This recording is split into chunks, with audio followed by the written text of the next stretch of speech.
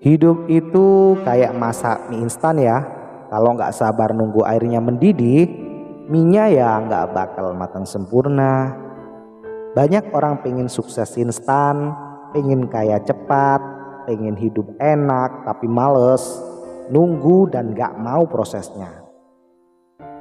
Kali ini aku mau cerita tentang Mas Bayu. Dulu dia cuma tukang cuci piring di warung kecil. Tapi sekarang dia punya restoran sendiri yang selalu ramai pelanggan. Apa rahasianya? Simak baik-baik ya. Karena ini mungkin bisa jadi jalan sukses buat kamu juga. Mas Bayu lahir dari keluarga miskin. SMA aja nggak tamat karena nggak ada pilihan lain. Dia kerja di warung sebagai tukang cuci piring. Setiap hari tangannya basah, kulitnya pecah-pecah, gajinya kecil, kadang malah gak cukup buat makan sehari-hari. Suatu malam dia duduk sendirian, lihat pelanggan di warung makan enak. Sementara dia sendiri cuma bisa makan sisa lauk dari dapur. Dalam hatinya dia bertanya, sampai kapan aku begini? Aku mau punya warung sendiri, tapi modal dari mana ya? Jawabannya datang secara nggak terduga. Suatu hari dia dengar bosnya ngomong ke supplier sayur. Bisnis makanan itu bukan soal masak enak, tapi soal ngerti pelanggan. Nah, dari situ Mas Bayu kaget. Dia pikir sukses di bisnis makanan itu cuman soal bisa masak. Tapi ternyata lebih dari itu. Sejak saat itu dia nggak lagi sekedar cuci piring. Dia belajar diam-diam. Dia lihat menu apa yang paling laku, pelanggan suka makanan yang seperti apa, dan bagaimana bosnya mengatur bisnisnya.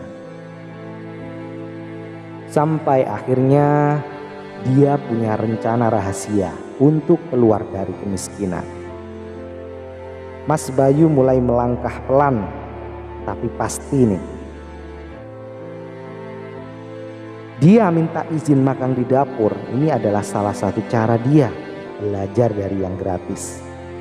Dia minta izin magang di dapur setelah jam kerja. Dia belajar resep, cara belanja bahan, dan cara ngatur stok makanan. Yang kedua, mulai dari kecil. Setelah 2 tahun kerja, dia ngumpulin modal sedikit-sedikit. Dia mulai jualan nasi goreng di gerobak kecil. Awalnya sepi, tapi dia pakai ilmu yang dia pelajari di warung dulu. Dia jual nasi goreng dengan porsi lebih banyak di warung lain. Dia kasih bonus teh manis gratis buat yang beli lebih dari 1 porsi. Dia bikin tempat makannya lebih bersih dan rapi, biar nyaman buat pelanggan. Apa yang terjadi? Jualannya meledak. Nah, yang ketiga adalah dari 1 gerobak bisa mengembangkan bisnisnya jadi 2, dari 2 jadi warung.